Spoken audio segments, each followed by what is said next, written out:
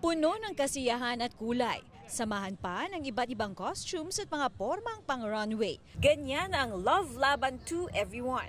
Pride PH Festival 2024 sa Quezon Memorial Circle ngayong araw para sa Pride Month. Pinangunahan ito ng Pride PH katuwang ang Quezon City LGU. We have to always remember that pride is a protest. Kahit may mga kasiyahan tayo, tandaan natin na malayo pa ang ating laban sa pakikipagbaka sa karapatan ng mga LGBT community. At dito po nararamdaman namin yung pagtanggap at pagkakaisa naming mga LGBT member. 20 years ago, ibang-iba yung Pride Month during the time, pero ngayon we're so open na. Ang gaan lang sa pakiramdam na maging totoo sa sarili mo. Para may pagtanggol namin ang aming karapatan, para maisa boses namin ang aming mga pinaglalaban dahil tao rin naman kami.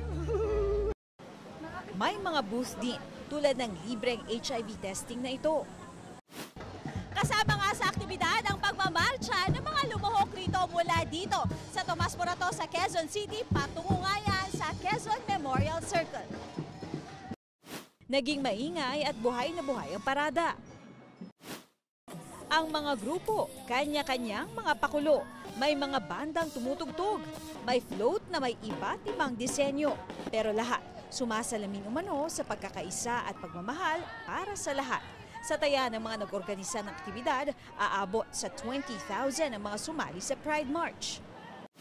Kaninang umaga naman, sa pangunguna ni Quezon City Mayor Joy Belmonte, idinaos ang graduation march kung saan malaya ang mga estudyanteng miyembro ng LGBTQIA+ community na magsuot ng kanilang preferred graduation attire.